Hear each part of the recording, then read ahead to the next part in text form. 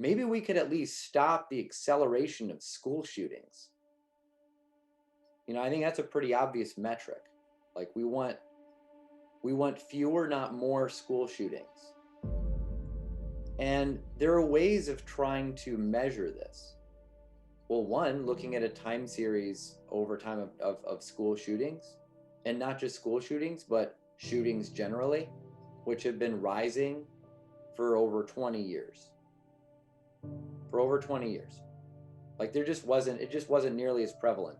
People just like grabbing a gun and shooting people in the United States 20 years ago. And it's been rising ever since.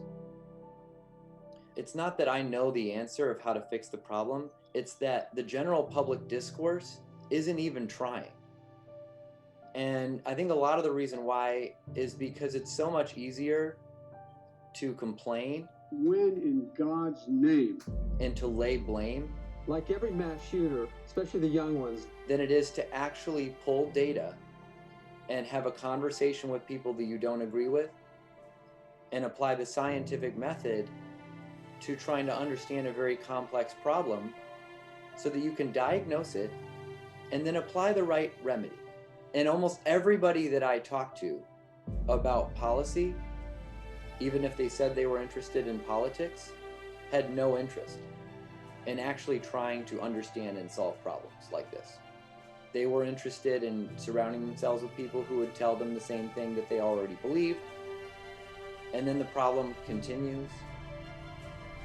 And then more kids die.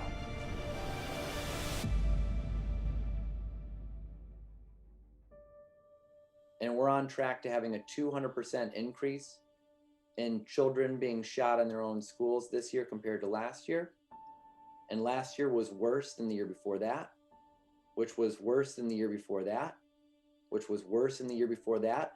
And there has been basically no change in gun laws over the past 20 years. That's one thing that people are throwing out there is it's like, well, it's because of guns. Americans have always owned lots of guns. It wasn't like just recently we decided to like change the law and allow anybody to own a gun. That hasn't changed. I mean, the number of theories that people throw out there of who to blame is huge, but the actual focus on the data, not so much. Like how many people are talking about the impact of the internet and the ability to use social media to basically believe whatever you want because you can fragment and filter the information that you receive and the people you're connected with to only basically fulfill and magnify your own echo chamber. Because if you look at the beginning of people willing to just pick up a gun and start shooting each other in the United States, and when did that start getting worse? It started getting worse around the time I was Sumay's age, or a little bit older. Sorry, sometimes I forget you're 12. So it was like 20 years ago. So that was the internet, was the beginnings of that. And then how did it get worse? Social media, post the financial crisis and the explosion in the use of platforms like Instagram, that Sumay and Isla, that I was showing them these things 4 years ago, right? That was the beginning of, that's why you guys are here in large part. We started looking into apps. Who's ready to code? Because I discovered something so important, I just took her out of school for the day. She didn't seem to be learning much there anyway. Showed her that discussion between Jonathan Haidt and Joe Rogan. And Jonathan Haidt was showing how girls ages 10 to 14, now you and Isla are in that age group, increasing their self-harm and suicide rates by 150% from 2010 to 2015. That's related to school shootings. We're still on the same topic.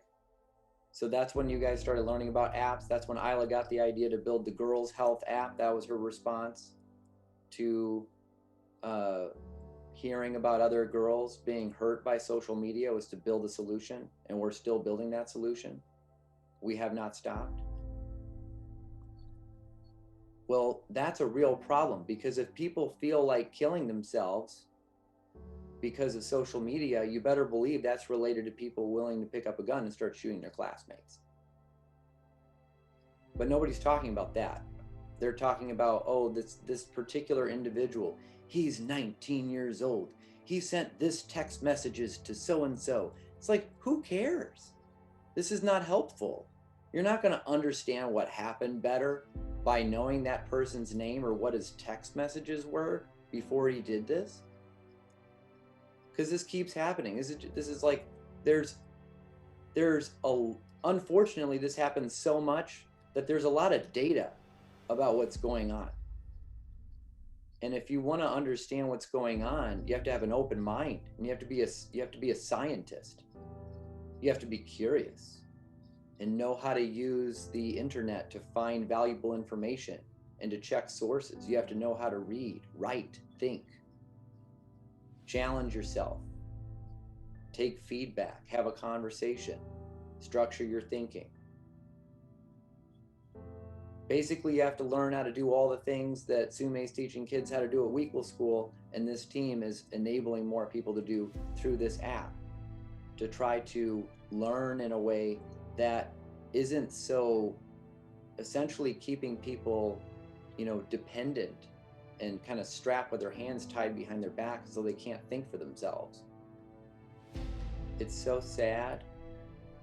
But the thing that makes me really, really sad is the lack of adults out there actually trying to really solve the problem. Sumay and Dr. Don decided to make this the next show on WeVoices, because if the adults can't act like adults, then maybe it's time that young people can start to share a little bit about their experience, because they actually probably know more about what's going on. Because adults aren't really all that engaged. They're not at the school. They don't know. It's not their classmates that are doing this a lot of the time. Not this last time, but a lot of the time it's just the classmate. Where are the kids? Not the ones that don't have digital intelligence. I'm talking about the ones that are mature, responsible, know what they're doing, probably teenagers, or folks that recently graduated from high school, that remember and can help shed some light into how they felt. Did they know kids that wanted to kill themselves and hurt themselves, or showed zero regard for other people in school, that were so consumed with depression or anxiety or sadness or feelings of worthlessness that they just had no empathy left for anyone else? Because even though it's not a problem for us, we've never had an instance of bullying at WEquil.School, but we should be part of the solution even if it's not our problem. Because it is our problem, because these are our brothers and sisters.